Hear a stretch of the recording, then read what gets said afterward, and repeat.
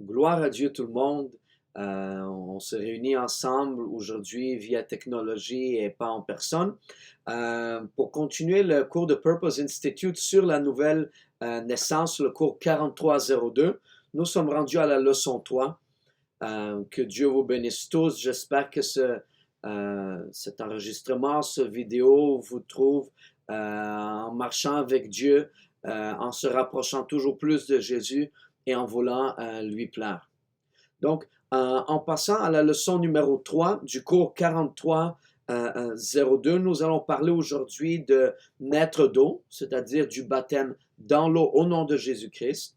Nous allons aborder aussi le thème du baptême du Saint-Esprit, donc c'est-à-dire naître de l'Esprit. Nous allons parler de la repentance. C'est quoi exactement la repentance? Et nous allons parler aussi du processus de la repentance.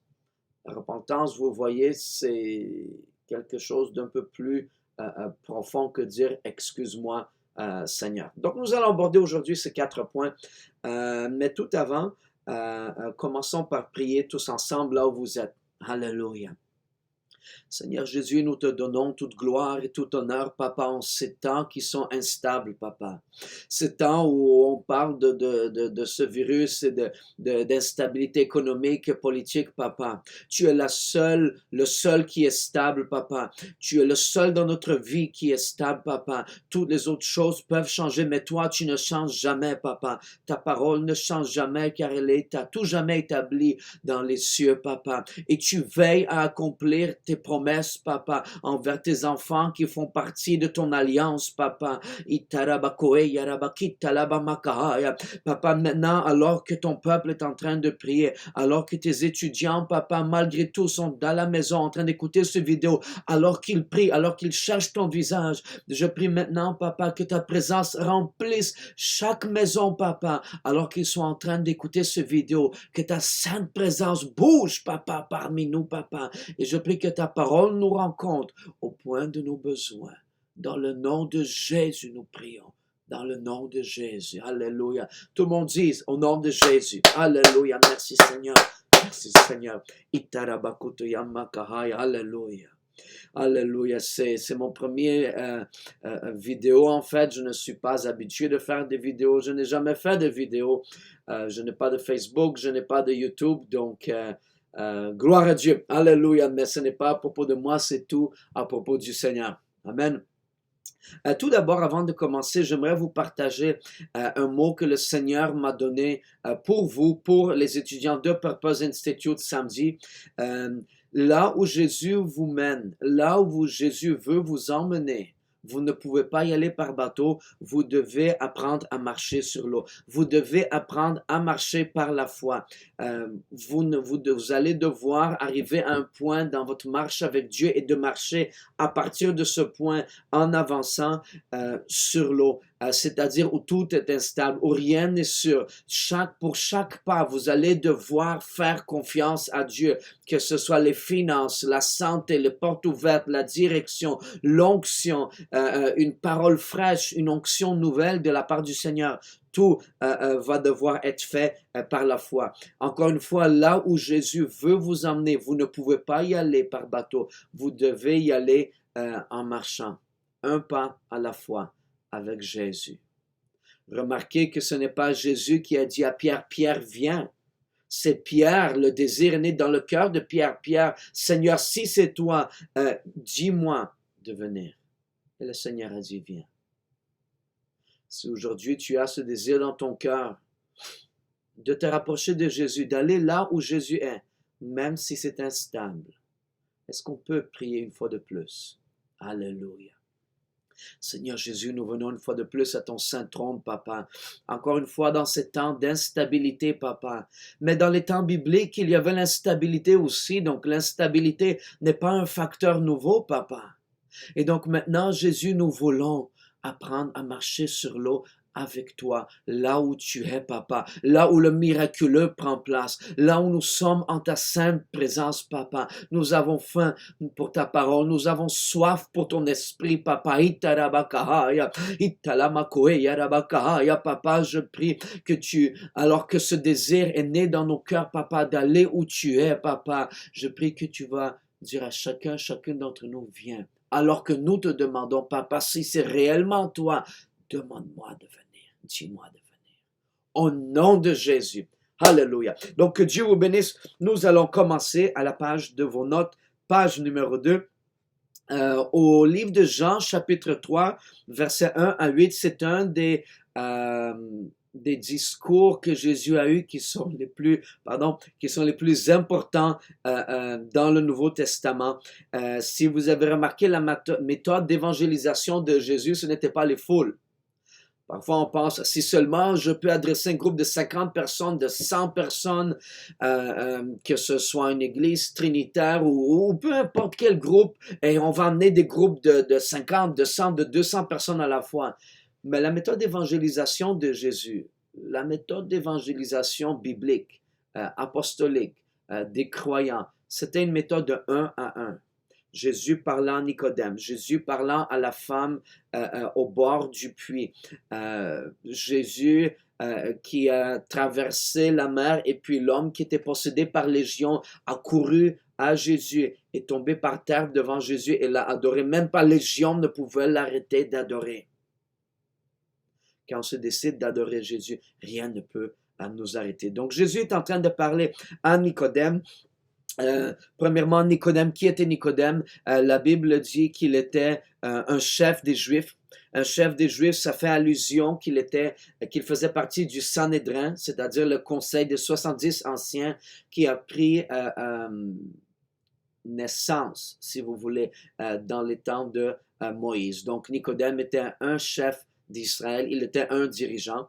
Donc, Jésus a introduit la doctrine de la nouvelle naissance à Nicodème. Et la doctrine de la nouvelle naissance, c'est la même chose que la doctrine du salut. Si parfois vous me voyez sourire de temps en temps, c'est que je ne suis pas habitué de parler tout seul devant une caméra. Je suis habitué à voir des visages devant moi, à être en personne. Donc, parfois, ça me paraît un peu drôle de parler à une machine. Mais bon, on continue. Donc, Jésus est en train de parler de la nouvelle naissance à Nicodème. Ça avait intrigué Nicodème. Et Jésus était surpris parce que Nicodème aurait dû comprendre de quoi Jésus était en train de parler. Pourquoi? Nicodème aurait connu très bien certains passages de l'Ancien Testament, dont 3 que je vais mentionner, qui font allusion à la nouvelle naissance. Donc, nous parlons de Ésaïe 44, chapitre 44, versets 3 à 5. Nous parlons de Ézéchiel, chapitre 37, versets 9 et 10. Et nous parlons de Proverbes, chapitre 30, verset 4 et verset 5. Si vous me donnez un instant, je vais essayer de voir ici alentour de moi qu'est-ce que j'ai comme outil. Donnez-moi un petit instant, s'il vous plaît. Alléluia. Le bonheur de la technologie. Alléluia.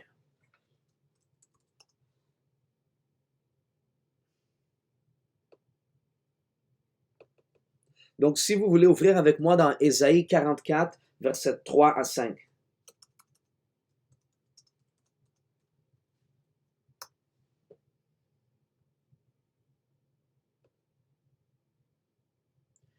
La Bible dit, Dieu est en train de parler dans l'Ancien Testament à travers le prophète Ésaïe et il dit, « Car je répandrai des eaux sur le sol altéré et des ruisseaux sur la terre desséchée. Je répandrai mon esprit, un esprit, sur ta race et ma bénédiction sur tes rejetons. Ils pousseront comme au milieu de l'herbe, comme les saules près des courants d'eau. Celui-ci dira, je suis à l'Éternel. Celui-là se réclamera du nom de Jacob. Cet autre écrira de sa main à l'Éternel et prononcera avec amour le nom d'Israël. » Donc Nicodème aurait connu ce passage. Ça fait allusion à la naissance dans l'esprit. Okay? Allons à Ézéchiel 37, 9 et 10. Ézéchiel 37, verset 9 et verset 10. Dieu parle au prophète Ézéchiel. Le prophète Ézéchiel se trouve dans la vallée d'ossements desséchés. Il y avait beaucoup d'ossements et Ézéchiel était au milieu, debout sur ces ossements desséchés, ces ossements morts. Il était dans un lieu de mort, dans un lieu de sécheresse où il n'y avait aucune vie. Mais Dieu est en train de parler. Donc Dieu dit au prophète, prophétise et parle à l'esprit. Prophétise, fils de l'homme, et dis à l'esprit, ainsi parle le Seigneur l'Éternel. Esprit, viens des quatre vents, souffle sur ces morts et qu'ils revivent. Je prophétisais selon l'ordre qu'il m'avait donné. On va prendre une pause. Quand le Seigneur nous dit de témoigner à quelqu'un, que Dieu nous aide de témoigner, parce qu'on témoigne des paroles de vie. Jésus a dit, les paroles que je vous prononce, que je vous dis, elles sont esprit et elles sont vie. Alors quand vous témoignez de Jésus, quand vous témoignez de la parole de Dieu, vous témoignez des paroles qui sont vivantes, des paroles qui ont la puissance pour amener à la vie quelqu'un qui est mort, que ce soit un rétrograde, que ce soit un pécheur. La parole de Dieu a la puissance d'amener la vie. C'est pour ça, concentrez-vous à amener la parole, en témoignage, en enseignement, en prêchant, amenez la parole de Dieu. Si vous vous rappelez, quand le rabbin était avec nous, le rabbin David Siegel, je me rappelle une prédication qu'il avait faite. Je ne me rappelle pas le titre, mais je me rappelle qu'il avait parlé pendant 5 minutes environ, et puis sans citer aucune référence biblique, il a dit, vous savez, peut-être que vous ne vous êtes pas rendu compte, mais durant les quelques minutes qui viennent de passer, je vous ai cité plus que, je ne sais pas, 30, 40, 50 versets bibliques. Okay? Donc, c'est important qu'on incorpore la parole. Vous êtes en train de témoigner à quelqu'un. Le but réellement, c'est d'obtenir un engagement à une étude biblique, que la personne vienne à l'église, que la personne veuille prendre une étude biblique. Le but réel, c'est de l'amener à lire la parole, à faire que la personne se rencontre face à face avec Jésus, face à face avec la parole de Dieu, parce que la puissance est dans la parole de Dieu. La puissance est dans la parole de Dieu. Pourquoi on va à Purpose Institute? Quelqu'un a demandé une fois, mais pourquoi il faut aller à Purpose Institute? Quelqu'un a demandé, oui, mais est-ce que c'est biblique? Oui, c'est biblique. Dans le livre des Actes, il y avait une école, des étudiants qui se réunissaient dans la maison de, j'oublie qui exactement, je n'ai pas le verset exact en tête, mais c'est dans le livre des Actes, ils se réunissaient, ils étudiaient la parole de Dieu, donc oui, c'est biblique. Mais davantage, quand on aime Dieu, on veut se rapprocher davantage de Dieu. Tout ce qui va me permettre de me rapprocher davantage de Dieu. Tout ce qui va me permettre de me rapprocher davantage de Dieu. Je veux le faire. Je vais le faire. Je ne veux pas rester avec les 11 dans le bateau, dans le confort du bateau. Je veux aller sur l'eau. Je veux aller avec Pierre sur l'eau. C'est le seul qui a marché sur l'eau parmi les disciples. Je veux être sur l'eau parce que sur l'eau, c'est plus près de Jésus. Sur l'eau, c'est plus près de Jésus. Prions, levons nos mains un instant. Alléluia. Et permettons cette douce présence du Seigneur de couler parmi nous. Cet esprit qui souffle doucement. Itarabakahaya. Papa, attire-nous encore plus près de toi. Attire-nous, amène-nous, Papa, dans ce lieu secret où nous pouvons être comme toi, où tu nous façonnes encore plus comme toi. Attire-nous à toi davantage. Montre-nous, Papa, qu'est-ce que nous pouvons faire pour te plaire davantage, car nous vivons pour te plaire, Papa. Tout ce que nous faisons, que ce soit motivé pour l'amour pour toi, Papa, que ce soit la prière, la jeûne, la lecture, l'étude, l'enseignement, la prédication, le témoignage de ta parole, que tout soit fait par amour pour toi. Le ministère rendu à ton peuple, le ministère rendu aux âmes perdues, que tout soit fait par amour pour toi. Papa, attire-moi encore plus près de toi.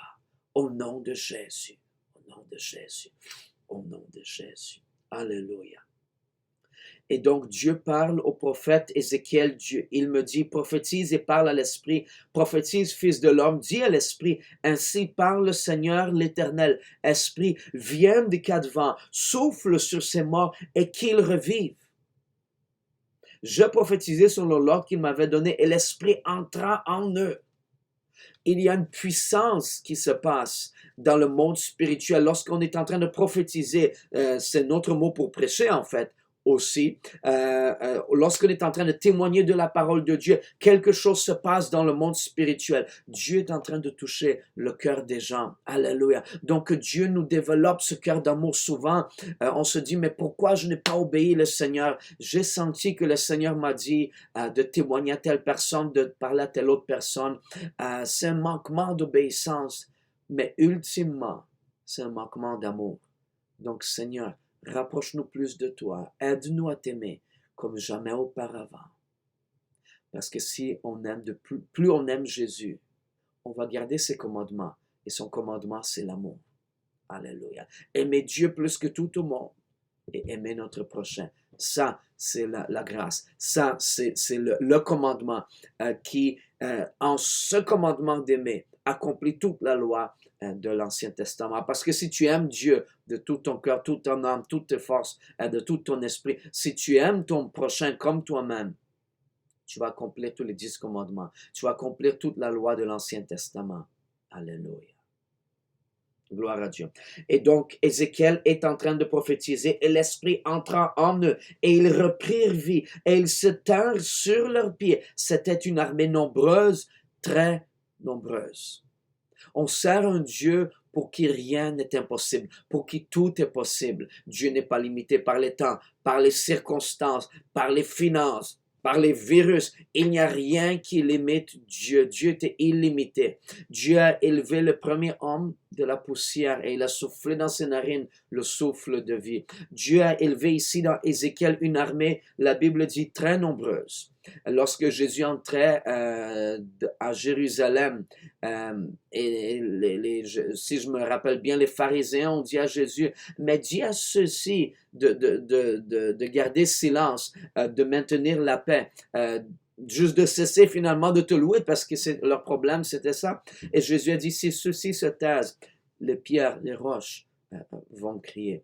Donc Dieu peut élever l'homme de la poussière, il peut élever l'homme d'ossements desséchés et il peut s'assurer que les pierres crient et que les pierres adorent. On sert un Dieu qui élève. Alléluia. Seigneur, élève une armée dans ces derniers temps. Élève une armée dans ces temps qui sont insécures. Élève une armée qui va marcher dans ton esprit, dans la puissance de ton esprit, qui va amener ta parole avec zèle, papa. Et je prie maintenant, papa, que tu vas confirmer ta parole avec des signes qui vont suivre. Dans le nom de Jésus, je prie. Au nom de Jésus.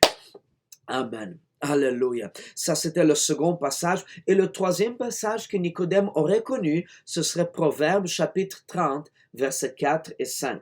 Donc, si nous allons au livre de Proverbes, chapitre 30, versets 4 et 5.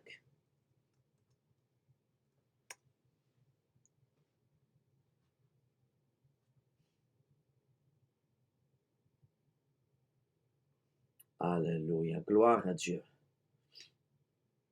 Gloire à Dieu.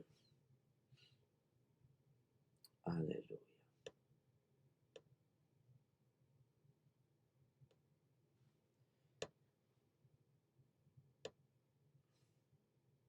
Alléluia. Un petit ralentissement technologique. Donc, dans vos maisons, ouvrez vos Bibles. Ma Bible papier, je pense qu'elle est là-bas, celle en français en tout cas. J'en ai quelques-unes dans d'autres langues ici. Gloire à Dieu. Donc, Proverbe, chapitre 30, verset 4 et verset 5. Okay. Donc, Nicodème pensait que Jésus faisait allusion à une naissance dans la chair. Jésus a dit qu'il existe une naissance d'eau et d'esprit qui constitue la naissance spirituelle, c'est-à-dire naître de nouveau. Okay. Et en parlant de Nicodème, quelqu'un a dit, des ténèbres et de la religion, Nicodème est venu vers Jésus, vers la lumière du monde. Alléluia. Si vous vous rappelez, Nicodème aussi est celui que lorsque Jésus a été crucifié, a demandé le corps de Jésus pour s'occuper de Jésus. Quelque chose s'est passé dans le cœur de Nicodème cette nuit-là, alors qu'il est venu voir Jésus et qu'il a parlé avec Jésus. Alléluia. Et lorsque toi, tu es rempli du Saint-Esprit, lorsque je suis rempli du Saint-Esprit, lorsqu'on parle aux gens, Jésus a dit, ne prépare pas, il te sera donné en ce temps-là ce que tu dois dire. Gloire à Dieu. Donc, juste marchez avec Dieu, lisez votre Bible, étudiez la parole de Dieu, soyez sensibles à l'Esprit et Dieu va vous donner les paroles à prononcer. Alléluia, il va y avoir des puissants témoignages. Gloire à Dieu. Okay? Donc, on va aborder le terme de la naissance d'eau. Que signifie naître d'eau? Certains ont enseigné que la naissance d'eau est lorsqu'une personne est née naturellement. D'autres enseignent que la naissance d'eau est la même chose que la naissance d'esprit. D'autres enseignent qu'il s'agit simplement de la purification par la parole, que l'eau est seulement symbolique. Puis, il y a ceux qui pensent qu'il s'agit de l'acte du baptême d'eau, pas seulement une cérémonie, mais une œuvre divine qui ôte les péchés. Jésus a enseigné qu'il y a une naissance d'eau et d'esprit qui complète la nouvelle naissance ou qui constitue la nouvelle naissance. La naissance biologique est une chose, mais la naissance spirituelle en est une autre. Comme quelqu'un a dit une fois, si un homme est né une fois, il mourra deux fois, une fois physiquement et une fois dans les temps de feu. Par contre, si un homme est né deux fois, physiquement une fois et spirituellement, c'est-à-dire la nouvelle naissance, il ne mourra qu'une seule fois physiquement. Alléluia. Quel espoir que nous avons, en tant que chrétiens. Alléluia. Si vous me donnez un instant pour boire un peu d'eau, vous pouvez boire un peu d'eau en même temps, au nom de Jésus. Alléluia.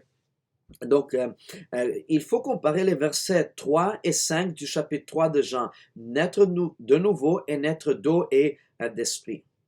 Pensez-y, si la naissance naturelle, si Jésus parlait de la naissance naturelle dans Jean chapitre 3 à Nicodème, ou si Jésus parlait du fait que l'eau, naître d'eau, ce n'est que symbolique, ce n'est pas littéralement physiquement dans l'eau, alors les apôtres ont mal compris. Actes chapitre 2, Actes chapitre 8, Actes chapitre 9, Actes chapitre 10, Actes chapitre 19, on se rend compte que les baptêmes sont faits au nom de Jésus, dans l'eau, où il y avait de l'eau. Et puis le baptême d'eau et le baptême d'esprit n'est pas la même chose. Nous allons le voir un peu plus tard. Alléluia. Donc si les apôtres ont mal compris, si la première église est dans l'erreur, tout le monde, à partir de la première église, sont dans l'erreur. Mais moi, je crois qu'ils n'ont pas mal compris. Je crois qu'en étant fraîchement baptisé du Saint-Esprit, lorsque Pierre s'est dressé pour donner la réponse, la première prédication apostolique, il était en train de parler sous l'onction du Saint-Esprit. Qui a dit à Pierre qu'il fallait être né, qu'il fallait être baptisé au nom de Jésus-Christ et que Dieu allait nous remplir du Saint-Esprit? C'est le Saint-Esprit qui a dit à Pierre. Le Nouveau Testament n'était pas encore écrit. Pierre n'avait pas de notes. Pierre parlait sous l'inspiration du Saint-Esprit. Lorsqu'on lit le livre des Actes, Pierre et les 120 venaient tout juste de passer 10 jours dans la présence du Seigneur, en prière, en cherchant le visage de Dieu et dans l'unité. Alléluia. Que le Seigneur nous rapproche les uns des autres, ceux qui font partie du corps du Christ, ceux qui marchent avec Dieu. Itarabakahaya, prions ensemble. Papa, nous venons rabaisser toute forteresse, Papa, toute division, Papa, tout préjudice qui est contre nous, Papa, et entre nous, je veux dire, Itarabakahaya, dans le nom de Jésus-Christ de Nazareth, tout esprit de jugement, Papa, mon frère a telle faute, ma sœur a telle autre, Papa, dans le nom de Jésus-Christ de Nazareth, je prends autorité sur toutes ces murs, sur toutes ces divisions, et par ton esprit, Papa, par une œuvre souveraine de ton esprit, Papa, détruis toutes ces murs de division, Papa, et fais qu'on soit tous assemblés ensemble pour la gloire de ton nom, au nom de Jésus, au nom de Jésus. Donc, alléluia, Pierre était pendant 10 jours en train de prier, de chercher le visage de Dieu. Il a été rempli pour la toute première fois du Saint-Esprit. Il était en feu pour Dieu et il a prêché le premier message apostolique en leur donnant le plan du salut. Acte 2, 38. Gloire à Dieu. Si vous n'avez jamais enseigné d'études bibliques, ça ne vous prend pas des années Vous ne devez même pas terminer l'école biblique. En fait, c'est souvent même c'est mieux, moins de connaissances bibliques que vous avez, mieux c'est. Amenez-leur l'évangile. Amenez-leur la réponse à l'évangile, ce qui est Acte 2, 38. Et amenez-les à la place où ils doivent prendre une décision. Jésus vous aime. Et la manière de suivre Jésus, c'est par la repentance, le baptême au nom de Jésus-Christ et d'être rempli de son esprit, c'est-à-dire du Saint-Esprit. Alléluia. La lettre B à la page 3, le baptême d'eau, peu importe ce que les hommes essaient de dire, il est clair en accord avec d'autres écritures que le baptême d'eau est ce qui est expliqué dans Jean chapitre 3, dans Actes chapitre 10. Alors Pierre dit, peut-on refuser l'eau du baptême à ceux qui ont reçu le Saint-Esprit aussi bien que nous? Ici, Pierre est en train de parler de baptême. Et remarquez une chose, Pierre n'est pas en train de suggérer. Pierre a ordonné ceux qui ont reçu le Saint-Esprit d'être baptisés au nom de Jésus-Christ. Ici, on voit l'application de l'autorité apostolique. Il doit y avoir une certaine autorité qui n'est pas utilisée pour prendre avantage des gens, mais plutôt qui est utilisée sous l'onction, sous la direction de l'Esprit de Dieu. Dieu a placé les 5 ministères dans son Église pour exercer son autorité. Alléluia. Pour mener, pour diriger, pour guider, pour édifier, pour protéger son peuple. Mais il doit y avoir autorité. Alléluia.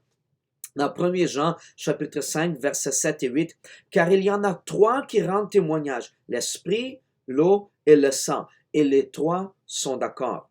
Si l'esprit et le sang sont au sens propre, l'eau est également au sens propre. L'esprit, ici, dans 1 Jean, chapitre 5, versets 7 et 8, n'est pas figuratif. On parle de l'Esprit de Dieu. On parle du Saint-Esprit. Donc, ce n'est pas figuratif. C'est au sens propre. Quand on parle de sang, ce n'est pas figuratif non plus. Le sang de Jésus n'était pas figuratif. Le sang réel, le sang physique de Jésus a coulé sur sa croix. La Bible dit, je pense en français dans la Bible, à 5 occasions, si je ne me trompe pas, que c'était la croix de Jésus. Souvent on dit cette croix romaine, la croix romaine. Oui, les soldats romains ont crucifié Jésus. Mais la Bible dit que c'était la croix de Jésus.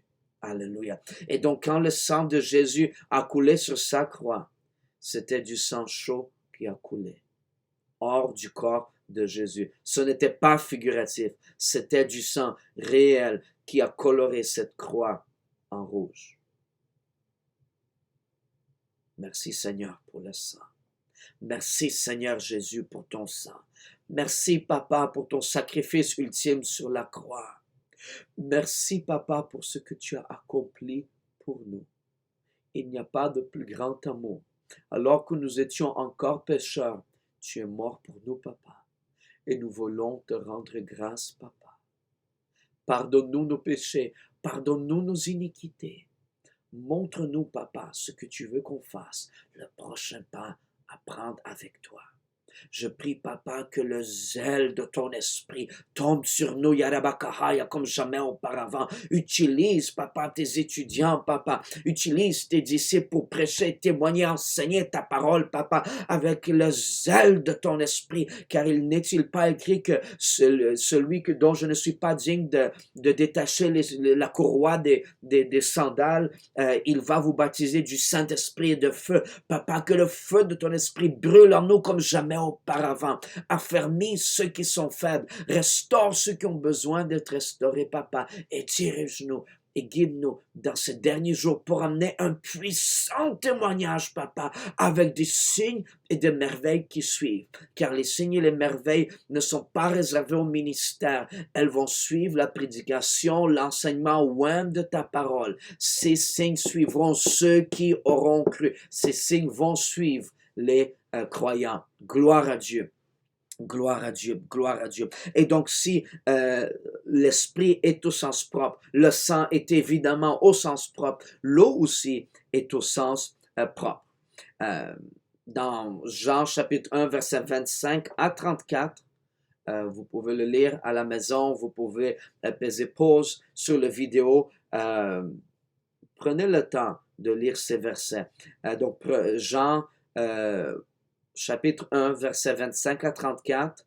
Ensuite, chapitre 3 et verset 23. Ces versets parlent du fait que Jean-Baptiste baptisait, pas au sens figuratif, mais au sens propre, dans le Jourdain, dans l'eau physique. Jean le Baptiste baptisait dans l'eau. Jean chapitre 3, verset 22, et ensuite chapitre 4, verset 1 à 2, encore une fois, c'est à lire, prenez une pause, lisez-le. Ces versets décrivent les disciples de Jésus baptisant en son autorité. Encore une fois, ce n'est pas figuratif, c'est au sens propre. Cela peut être la raison pour laquelle Jésus a reproché à Nicodème son ignorance. Il aurait dû comprendre. Il est un chef en Israël. Il faisait partie du Sanhédrin. Il connaissait des larges portions de l'Ancien Testament par cœur. Jusqu'à aujourd'hui, les Juifs apprennent par cœur des larges portions de l'Ancien Testament. Vous savez, Genèse chapitre 12, versets 1 à 3 s'applique jusqu'à aujourd'hui. À travers la postérité d'Abraham, il y aura bénédiction. Le meilleur médecin, c'est des Juifs. Le meilleur chercheur, c'est des Juifs. Peut-être même le meilleur avocat, c'est des Juifs. Le meilleur comptable, c'est des Juifs. Plusieurs découvertes dans l'histoire de l'humanité ont été accomplies par des Juifs. Il y a une puissante prédication de l'ancien évangéliste, le pasteur Lee Stoneking, à ce sujet. C'est en anglais. Je vous encourage à la retrouver. Ça s'appelle The Jewish Connection. The Jewish Connection. Donc, quand vous allez voir cette vidéo, quand vous allez écouter cette prédication, cet enseignement, oh Seigneur, aide-nous à nous aligner avec ta parole et à accomplir ta volonté avec tout zèle dans nos cœurs. Alléluia. Je suis en train de lire le livre du missionnaire Bill Drost, qui a commencé à être missionnaire en Colombie. Il est allé ensuite au Brésil, en Uruguay. Il est allé aussi en Espagne. C'était un missionnaire puissant avec des résultats absolument bibliques. Alléluia, gloire à Dieu. Ce n'était pas des gouttes, c'était le déversement, le déluge de l'Esprit partout où il allait. Il a dit justement dans le livre que lui, il a plus prêché alors que quelqu'un pointait un fusil sur lui, que plus de fois il a prêché à quelqu'un qui pointait un fusil sur lui que lorsqu'il est allé au restaurant. Et il a visité des restaurants, il a mangé dans des restaurants. Alléluia. Mais il y a tellement de puissance dans la parole de Dieu. Alléluia. Et l'onction brise et détruit toute joug. Alléluia. Donc, affermissons notre consécration à Dieu. Retournons à cet autel de prière. Retournons à cette vie de jeûne avec encore plus de passion, encore plus d'ardeur. Et voyons voir ce que Dieu va faire. Vous savez, Dieu garde toujours ce qu'il y a de mieux pour la fin. On se réjouit, on est encouragé, on est excité alors qu'on lit au sujet d'Ésaïe, au sujet d'Ézéchiel, alors qu'on lit au sujet de Paul, des puissants hommes de Dieu. Mais vous savez, Dieu garde ce qu'il y a de mieux pour la fin. Si Dieu aurait voulu que vous et moi serions nés dans les temps bibliques, nous serions nés dans les temps bibliques. Il est souverain. Mais Dieu a décidé, dans sa connaissance souveraine, qu'on soit né aujourd'hui, qu'on soit né dans ces temps. Insécure, instable. Est-ce que l'humanité a déjà été stable? Il y a toujours eu des temps d'instabilité. On va parler un peu du virus. Ce n'est pas le premier virus. À travers l'histoire de l'humanité, il y a eu des virus. Mais vous savez, la Bible dit que Dieu, l'Éternel, est un feu dévorant. L'Éternel, ton Dieu, est un feu dévorant. Et ce feu dévorant, le Saint-Esprit, est en vous. Oui, il dévore les iniquités qui sont dans nos cœurs. Quand on lui donne, il nous lave, il les dévore. Mais il peut dévorer aussi n'importe quelle bactérie, n'importe quel virus. Alléluia. Donc, mettons notre espoir non dans du purel, dans une lotion qui désinfecte les mains. Et oui, on doit garder les mains propres, on doit se laver les mains, on doit les désinfecter. Mais que notre foi réside en Dieu, en ce Dieu qui a toute autorité, en ce Dieu qui accomplit tout, parmi ses anges, ses armées célestes, comme le roi Nebuchadnezzar a dit, et parmi les hommes. Dieu est souverain. Une des plus puissantes économies, celle de la Chine, Dieu permet qu'une petite bactérie se pointe. Et la Chine, cette économie puissante, est par terre. Aujourd'hui, je suis allé au supermarché, j'ai acheté quelques items, un peu d'oignon, un peu de sel, un peu d'huile, et je me suis dit, ça serait bien d'acheter un peu d'ail. L'ail, c'est bon, c'est contre les différents virus, bactéries, ainsi de suite. Et j'aime beaucoup l'ail, ça donne un bon goût. J'aime bien l'ail qui n'est pas en paquet, qui vient en unité, une tête par tête, vous choisissez, ainsi de suite. Il y avait presque plus d'ail. Et j'ai réussi à trouver quelques belles têtes, mais il n'y en avait presque plus. Mais à côté, il y avait une montagne d'ail que personne n'a touché. Vous savez, ces petites gousses d'ail, et quand vous lisez l'étiquette, elles sont importées de Chine. Personne n'a touché ces gousses qui sont importées de Chine. Donc, juste parce que il y a des pays qui sont puissants, qui ont une économie puissante, des dirigeants qui sont en train de s'exalter contre le roi des cieux. Vous savez, Dieu est capable de rabaisser celui qui s'élève dans l'orgueil. Ne vous en faites pas. Suivez Dieu avec passion, avec amour. Faites ce qu'il vous dit de faire et regardez ce que Dieu va faire. Alléluia, gloire à Dieu, louez le Seigneur. Alléluia, au nom de Jésus. Dieu est souverain. Dieu est au contrôle. Dieu est au contrôle. Que votre cœur ne vous fasse point. Dieu est au contrôle. Votre Dieu, votre Créateur, votre Sauveur est au contrôle. Alléluia. Jésus a dit, je vous donne la paix, pas comme le monde la donne. De nos jours, il n'y a pas beaucoup de paix. Venant des dirigeants de pays, pas beaucoup de paix, pas beaucoup d'espoir que ce monde a à offrir. Ce monde, en ce moment, a seulement de la panique à offrir. Ce monde a seulement des dangers à offrir. Faites attention à ceci, faites attention à cela. Mais Jésus a dit, je vous offre la paix, je vous donne la paix. Il n'y a aucune paix comme celle que Jésus donne. Alléluia. Et donc, en retournant à Nicodème, c'est une des raisons pour lesquelles Jésus a reproché à Nicodème son ignorance. Il aurait dû comprendre, en tant que dirigeant religieux juif, en tant que membre du Sanhédrin, Nicodème était familier avec la cérémonie de la purification de l'Ancien Testament, aussi bien qu'avec le baptême prosélyte des Juifs. Sans doute, il a même été témoin de Jean et probablement des disciples lorsqu'il baptisait les gens. Même le prophète Joël parlait du déversement de l'Esprit. Nicodème n'aurait pas dû être surpris lorsque Jésus parlait de la naissance d'eau et d'esprit. Mais Nicodème n'avait pas saisi. Pourquoi Nicodème n'avait pas saisi? Selon moi, Nicodème était trop occupé à être religieux. Et il avait oublié l'aspect spirituel de la loi. Alléluia. Bon, à la page 4, nous réalisons également que la naissance d'eau et d'esprit sont deux parties d'une seule naissance, comme un bébé doit passer par plusieurs étapes pour naître.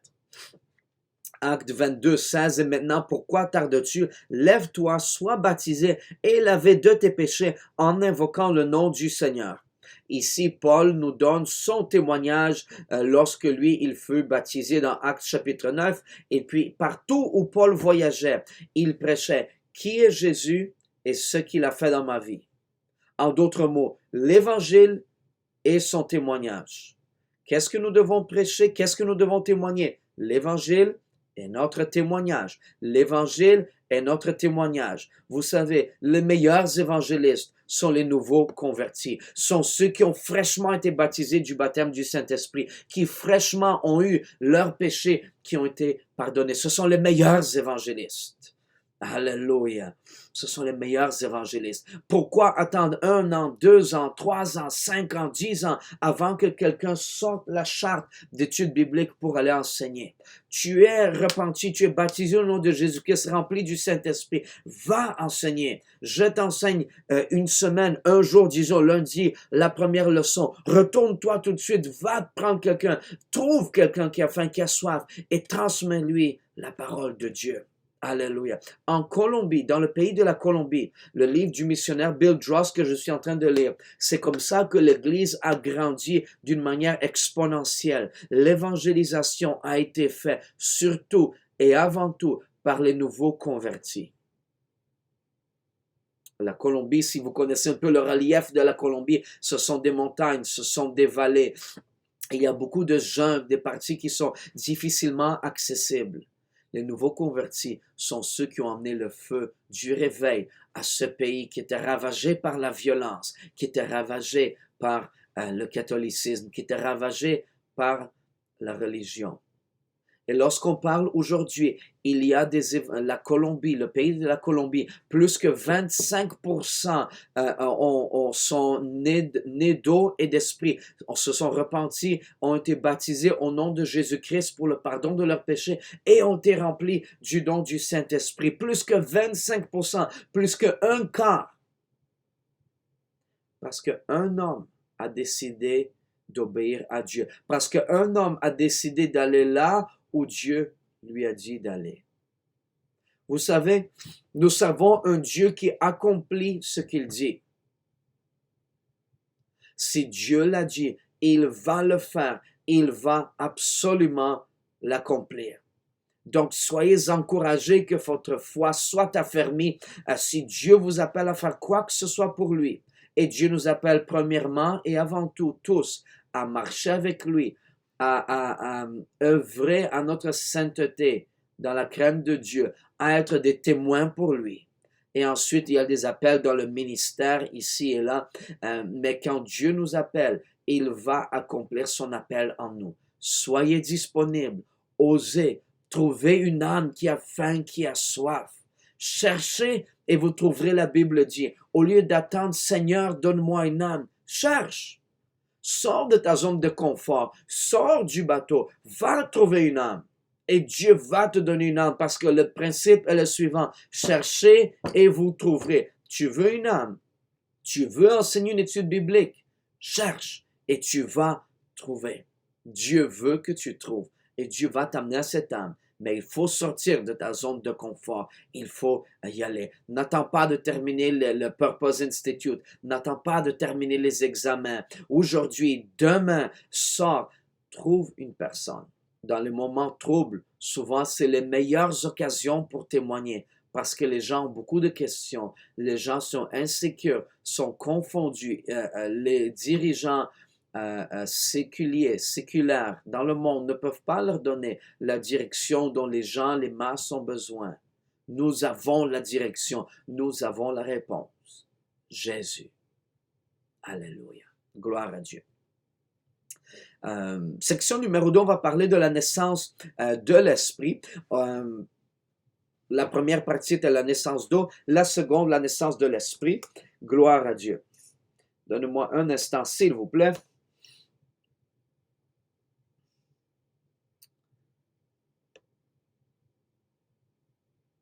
Alléluia. Donc, la section numéro 2 à la page 4, dans vos notes, dans le Nouveau Testament, naître d'esprit, le don de l'esprit, recevoir l'esprit et le baptême de l'esprit sont tous synonymes. Ce sont tous des synonymes.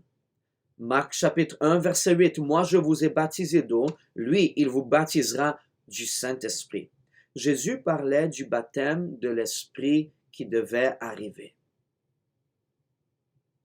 Le livre des Actes nous enseigne que nous recevons l'Esprit quand nous sommes baptisés de l'Esprit.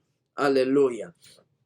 Actes chapitre 1, verset 4 à 8 nous parle de la promesse du Père. Le Père l'Esprit, Dieu lui-même a donné une promesse, la promesse d'envoyer son Esprit. Il nous l'a donné par la bouche de ses prophètes dans l'Ancien Testament, par Ésaïe, si je me rappelle bien, par Ézéchiel, par Joël aussi, la promesse de son Esprit. Il l'a rappelé par la bouche de son corps, c'est-à-dire par la bouche de Jésus, parce qu'Hébreu dit un corps tu t'es formé. Alléluia. Et donc, il l'a confirmé par la bouche de Jésus. Et ensuite, on le voit ici dans le chapitre 1 du livre des Actes des Apôtres. La Bible dit, comme il se trouvait avec eux, il leur recommanda de ne pas s'éloigner de Jérusalem, mais d'attendre ce que le Père avait promis. Ce que je vous ai annoncé, leur dit-il. Car Jean a baptisé d'eau, mais vous, dans peu de jours, vous serez baptisés du Saint-Esprit. Alors les apôtres réunis lui demandèrent, Seigneur, est-ce en ce temps que tu rétabliras le royaume d'Israël? Il leur répondit, ce n'est pas à vous de connaître les temps ou les moments que le Père a fixés de sa propre autorité. Mais vous recevrez une puissance.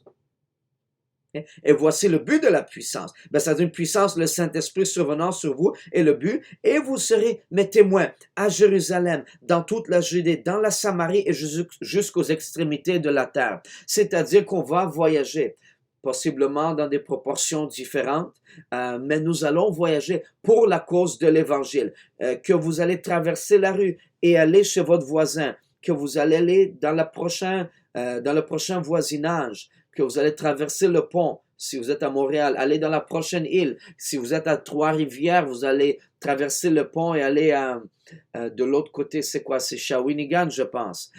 On va voyager pour la cause de l'Évangile. Peut-être qu'on va voyager au niveau provincial. On va se rendre à Val-d'Or, on va se rendre à Mont-Tremblant.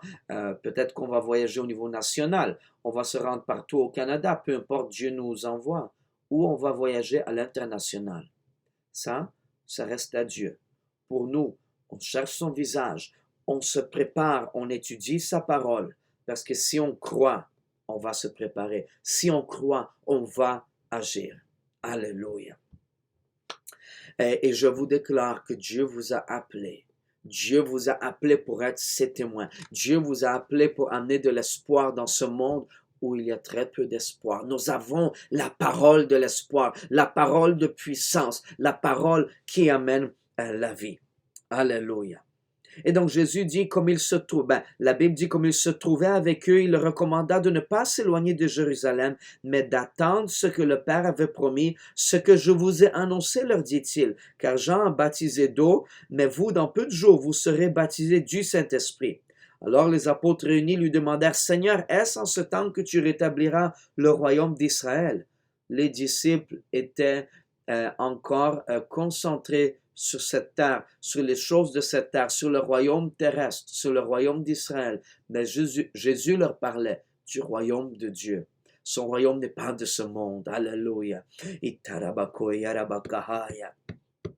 Il leur répondit, ce n'est pas à vous de connaître les temps ou les moments que le Père a fixés de sa propre autorité. Au lieu de demander, Seigneur, combien de temps ma situation va durer? Combien de temps cette affliction, cette souffrance va durer? Au lieu de poser cette question à Jésus, posons la question plutôt que Paul a posée à Jésus lorsqu'il était en route sur son cheval vers Damas, qu'il est tombé de son cheval. Seigneur, que veux-tu que je fasse? La plus importante question pour quelqu'un qui n'est pas converti, pour un pécheur, pour un rétrograde ou pour quelqu'un qui marche avec Dieu, ça reste la même. Seigneur, que veux-tu que je fasse? Car ce ne sont pas ceux qui disent Seigneur, Seigneur qui entreront dans le royaume des cieux, mais ceux qui font la volonté de mon Père. Donc, alléluia, cherchons le visage de Dieu, cherchons la volonté du Père. Nous sommes appelés à être saints, pas juste le cœur, mais le corps aussi. La Bible nous enseigne clairement que notre corps et notre esprit appartiennent à Dieu et qu'on doit glorifier Dieu dans notre corps et dans notre esprit. Parlant de corps, les vêtements que nous portons, les actions que nous faisons avec ce corps, est-ce qu'elles sont en train de glorifier Dieu ou non? Pensez-y bien. Est-ce que ces actions glorifient Dieu ou non? Nous devons de glorifier Dieu dans le corps et dans l'esprit. Alors que vous êtes probablement chez vous à la maison, je suppose que si vous aviez des plans pour aujourd'hui, vous les avez tous cancellés en prenant en compte la situation. Vous savez quoi? Je vois dans ce temps un temps où Dieu nous accorde d'être chez nous, d'être tranquille, de ralentir le train-train quotidien, de chercher son visage, de jeûner, passer du temps à jeûner davantage. Alléluia. Et je vous exhorte, mes frères, mes sœurs, alors qu'on s'approche presque de la fin de la première moitié de la leçon numéro 3, presque, nous n'avons pas encore terminé, mais presque. Regardez dans votre maison. Allez dans chaque chambre, dans chaque pièce. Regardez les objets qui se trouvent dans votre maison. Les livres. Regardez ce qui est sur votre ordinateur. Regardez les papiers qui sont alentour. Regardez peut-être ce qui est accroché au mur. Est-ce que ce que vous voyez plaît à Jésus? Est-ce que ce que vous voyez glorifie Jésus? Si Jésus rentrait chez vous en ce moment, est-ce qu'il serait glorifié? Ou est-ce que vous diriez à Jésus, Seigneur, n'entre pas dans ma chambre. Seigneur, n'entre pas dans cette autre chambre. Juste, laisse-moi rentrer et... Mais il ne faut pas que tu vois ça, Seigneur. Donc, je vous encourage. Certains d'entre vous, Dieu vous a déjà parlé à plusieurs reprises. Sortez un sac de poubelle noir. Ou blanc, ou peu importe, un sac de poubelle. Allez prendre ce qui doit aller à la poubelle tout de suite. Débarrassez-vous de tout ce qui doit être jeté à la poubelle afin que notre maison soit un lieu où Dieu se sent à la maison, où Dieu se sent à l'aise, où il est glorifié par tout ce qui se trouve dans notre maison. Alléluia. Gloire à Dieu. Gloire à Dieu. Donc nous allons continuer un tout petit peu. Alléluia. On a presque fini la première moitié. Alléluia. Actes chapitre 2, verset 4, la Bible dit « Et ils furent tous remplis du Saint-Esprit. » Quand vous prêchez, quand vous témoignez, ce n'est pas la volonté de Dieu que 1 sur 10, 1 sur 20, 1 sur 50, 1 sur 100 soient remplis du Saint-Esprit. La volonté de Dieu, c'est que tous soient remplis du Saint-Esprit. Il y a un écrivain qui a écrit un livre « Pourquoi est-ce que le réveil tarde ?» J'ai ce livre sur mon iPad que je n'ai pas encore lu, mais une des petites portions, je pense brièvement que j'ai vu, c'était que le réveil tarde parce qu'on ne le veut pas assez.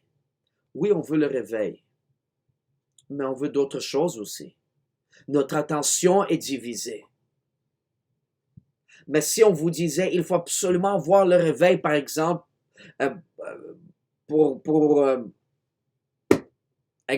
ne pas avoir le virus, tout simplement. Vous allez chercher Dieu, vous allez prier, Seigneur, donne-moi le réveil. Envoie le réveil à l'église. Alléluia. Alléluia, n'est-ce pas? Alléluia. Gloire à Dieu. Gloire à Dieu. Laissez-moi vous encourager.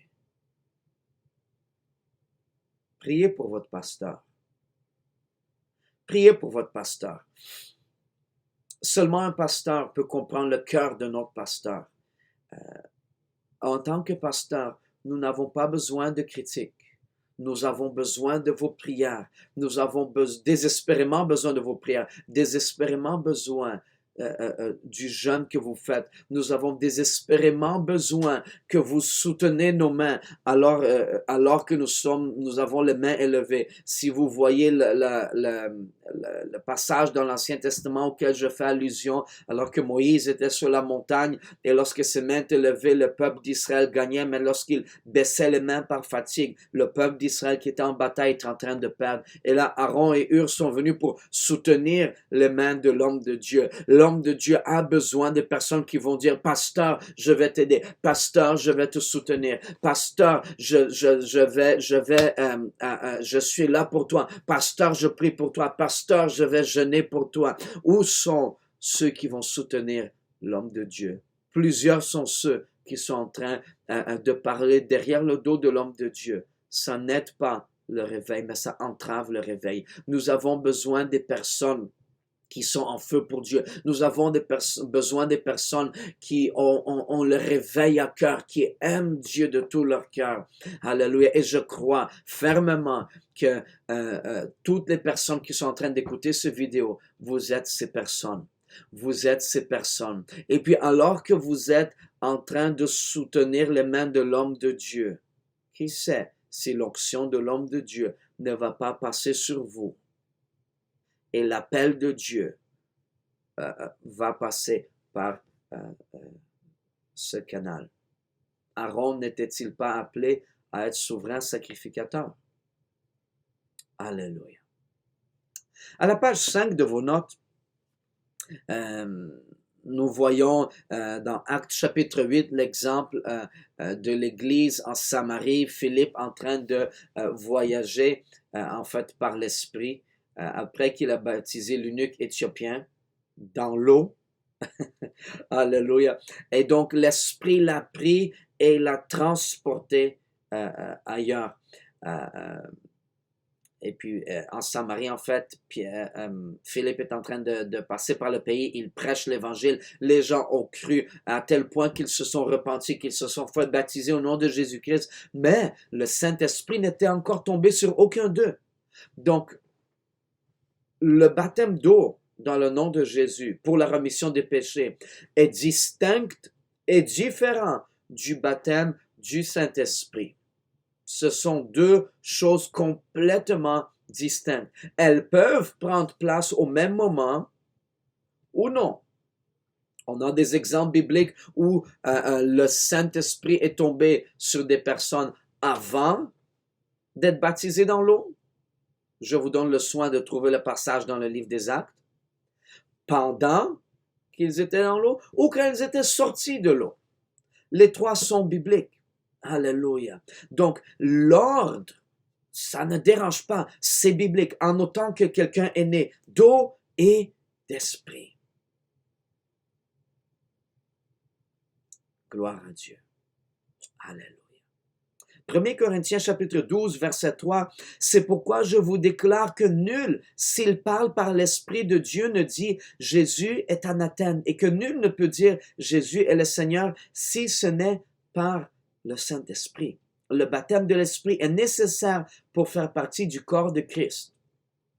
Deux écritures à prendre en note dans la marge de la page 5 de vos notes, Romains 8, 9, Romains chapitre 8, verset 9, et 1 Corinthiens chapitre 12 et verset 13. Vous voyez, la nouvelle naissance est une naissance complète. Vous ne pouvez pas naître de nouveau à moitié. Soit vous l'êtes, soit vous ne l'êtes pas. L'esprit, l'eau et le sang sont tous d'accord. Éphésiens 4, 5, un seul Seigneur, une seule foi, un seul baptême. Et nous servons un seul Dieu. Alléluia. Il y a un seul baptême, une nouvelle naissance comprenant l'eau et l'esprit. Vous voyez Romains 6, 3 à 4, Galates 3, 27, Colossiens 2, 11 à 13, qui font tous allusion, à la nouvelle naissance. L'enseignement biblique de la nouvelle naissance comprend trois aspects et pas un seul. Conclusion, naître de nouveau signifie être baptisé au nom de Jésus-Christ et être baptisé du Saint-Esprit avec l'évidence de parler en langue selon que l'Esprit nous donnait de s'exprimer. Alléluia. Donc sur ça, ça termine la première moitié Techniquement, en classe, c'est à ce moment qu'on prendrait une pause, mais je sais bien que très souvent, on ne prend pas de pause, on continue. On va prendre une pause parce que le vidéo, c'est quand même un grand vidéo. Donc, on va se revoir dans quelques instants dans la seconde partie, dans la prochaine vidéo. Alléluia, que Dieu vous bénisse.